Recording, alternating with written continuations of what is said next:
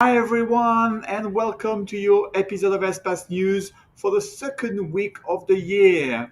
So ULA nailed his maiden flight, while his payload Peregrine is meeting some issues. This week we shall revisit the seventh planet of our solar system, Uranus, and have a look at Starbase, what's going on there, and Blue Origin is showing off its first stage. Now we then finish the episode with rocket launches with a newcomer from China and check out what is happening 570 million light years away from here.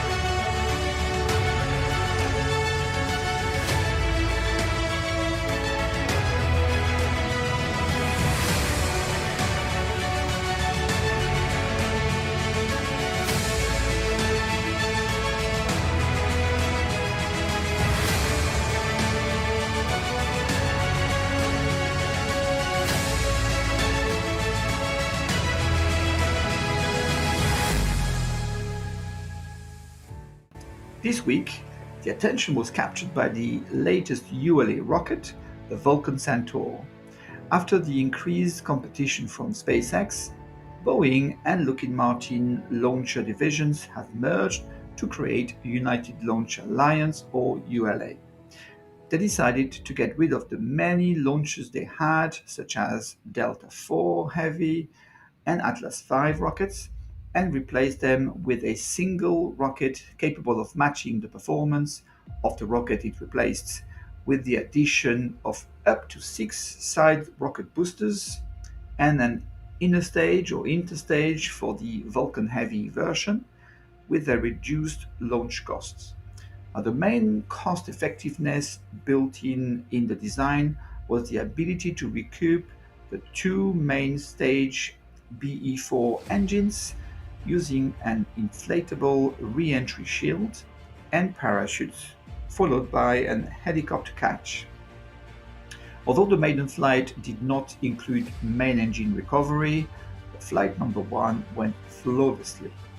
The rocket took off from Cape Canaveral Space Launch Complex 41 on January the 8th, reached supersonic speed, passed maximum dynamic pressure, the worst case in rocket structure, to finally reach the edge of space beyond the Kármán line and achieved stage separation.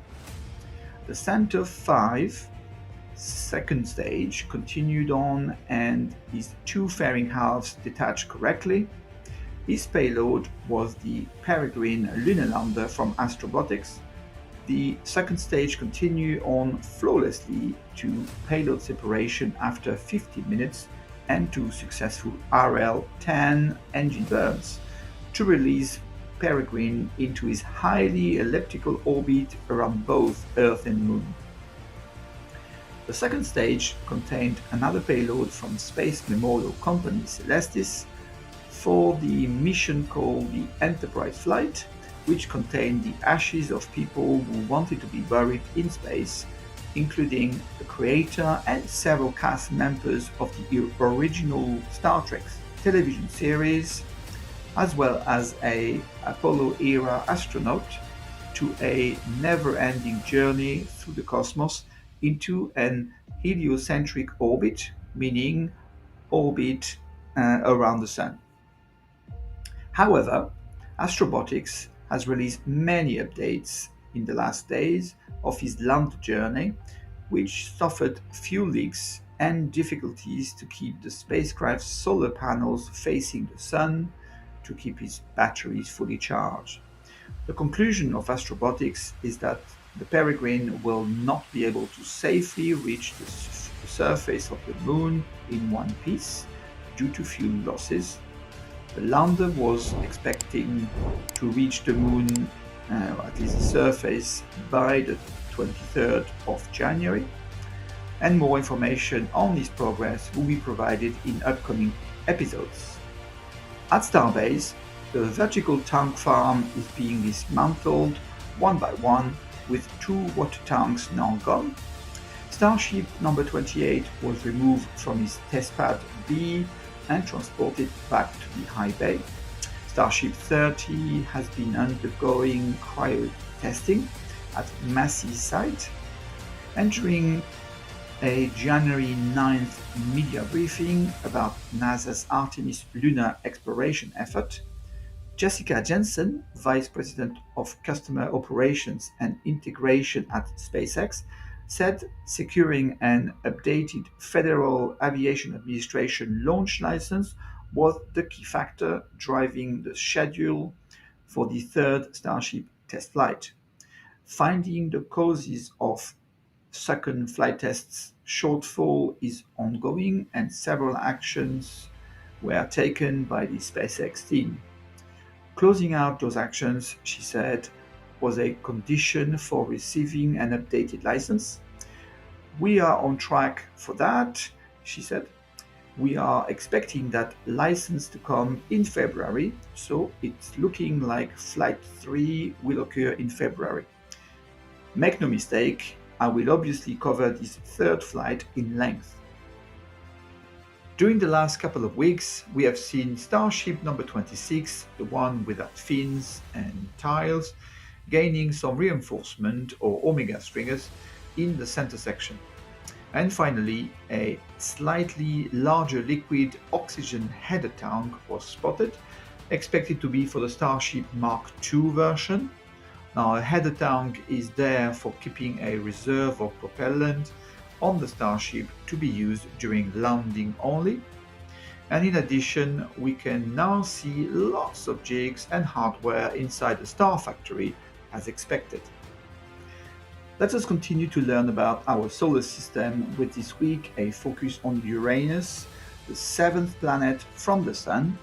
So please refer to previous episodes to learn more about Jupiter and Saturn, the 5th and 6th planets. His name Uranus comes from the Greek god of the sky, who was also the father of Kronos or Saturn in Roman mythology. Uranus was the first planet found with the aid of a telescope. It was discovered in 1781 by astronomer William Herschel, although he originally thought it was either a comet or a star, and it took 2 years to actually accept Uranus as a new planet, thanks to astronomer Johann Elert Bode. So Uranus is a very cold and windy planet. His atmosphere is mostly composed of 83% of hydrogen and 15% of helium, but also includes large amounts of water, ammonia, and methane. In fact, his blue-green color is due to large amount of methane which absorbs red light but allows blue to be reflected back into space. Uranus' environment is not conducive to life as we know it. His temperatures, pressures, and material that characterize this planet are mostly or most likely too extreme and volatile for organisms to adapt to. It is 4 times wider than Earth, from an average distance of 1.8 billion miles or 2.9 billion kilometers. Uranus is under 20 astronomical units away from the Sun, or 20 times further away from the Sun than Earth is. One day on Uranus takes about 17 hours. It makes a complete orbit around the Sun, or a year in Uranian time, in about 84 Earth years. That is quite a lot. Uranus is the only planet whose equator is nearly at a right angle to his orbit, with a tilt of 98 degrees. This unique tilt causes Uranus to have the most extreme seasons in the solar system. For nearly a quarter of each Uranian year, the Sun shines directly over each pole, plunging the other half of the planet into a 21-year-long dark winter. Uranus, along with Venus, are the only two planets that rotate in the opposite direction than most of the planets. It is surrounded by 13 faint rings and has 27 known moons. While most of the satellites orbiting other planets takes their names from Greek or Roman mythology, Uranus's moons are unique in being named after characters from the works of William Shakespeare and Alexander Pope. All of Uranus' inner moons appear to be roughly half water ice and half rock. The composition of the outer moons remain unknown, but they are likely captured asteroids. Uranus, like Neptune, are two ice giants in the outer solar system with more than 80% of the planet's mass made up of icy materials such as water, methane, and ammonia on top of a small, hot, rocky core. Its temperature could reach a minimum temperature of minus 224 degrees Celsius or minus 371 degrees Fahrenheit. Wind speeds can reach up to 560 miles per hour or 900 kilometers per hour. Winds are blowing in the reverse direction of the planet's rotation only at its equator, and Uranus's magnetic field is 60 degrees tilted from its center and offset from its center by one-third of the planet radius, making the epicenters of auroras away from its pole. You can see, in fact, one example of aurora on your screen. Blue Origin has been transporting its brand new Glenn first stage to the Launch Complex 36 at Cape Canaveral in Florida. Now, the middle section was previously shown outside Blue Origin factory, but has now got its interstage section on the right hand side and the engine compartment on its left hand side. It looks like the rocket has been baptized Freedom as shown in the footage. Blue Origin is getting more and more open with their hardware and will continue showing you what they are up to as often as possible. January 7th, SpaceX launched 23 Starlink V2 mini satellites to circular low Earth orbit at 530 km altitude, 43-degree inclination for its Mission Group 635 on board of a Falcon 9 from its Space Launch Complex 40 at Cape Canaveral Space Force Station in Florida. The first stage landed 612 km downrange on the drone ship, a shortfall of Gravitas, for its 16th time. January the 8th, ULA launched its Vulcan Centaur on its maiden flight, as already discussed earlier in this episode. On January the 9th, China Aerospace Science and Technology Corporation launched a clever probe called Einstein probe with a Long March 2C out of its Launch Complex 3 at Xichang Satellite Launch Center in China for a circular low Earth orbit at an altitude of 600 km or 370 miles and an inclination of 30 degrees. The probe was built by the Chinese Academy of Science in partnership with the European Space Agency and the German Max Planck Institute for Extraterrestrial Physics. The probe is set to study objects emitting energy in the X-rays band aimed at surveying wide regions in the sky. It will monitor multi-sources simultaneously, inspired by lobster eyes, so much so that after only 3 orbits around the Earth, The Einstein probe is capable of seeing almost the whole night sky in search of recording evolution over time of black holes, supernova, and many more. December 11th, Space launched a Kaizu 1A rocket from Jiuquan Satellite Launch Center in China. The payload was Tianqing 1-02 and is officially described as a satellite for experiments such as space environment detection. On the same day, a new company called Arianespace, privately founded in 2020, launched his maiden flight Gravity 1 from a sea launch platform Difu 1502 barge in the East China coastal waters. The payload was 3 Yunyao 1 satellites destined to Sun synchronous orbit at 50-degree inclination and 500 km altitude. The maiden flight was a total success, not only for the rocket but also for the launch platform and for the customer. Congratulations to Arianespace.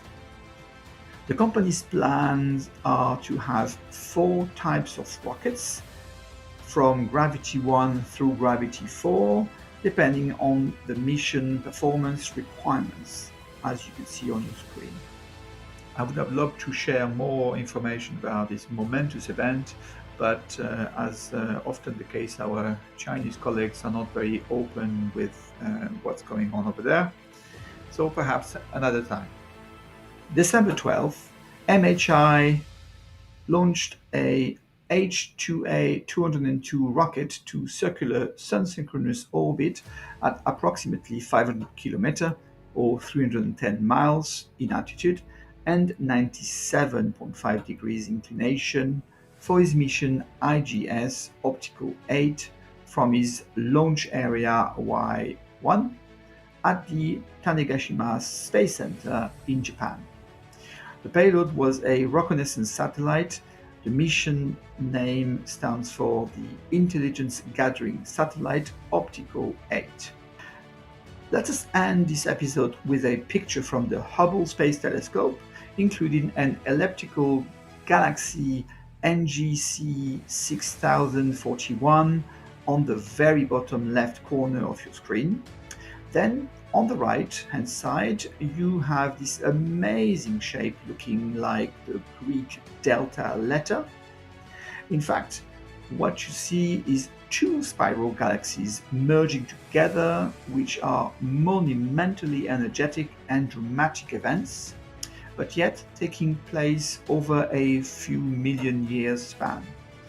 One is seen face on and is circular in shape and is called LIDA 59642, while the other seems to lie in front of it, a little twisted, and is known as NGC 6040. Now, these galaxies are located some 570 million light years away from Earth.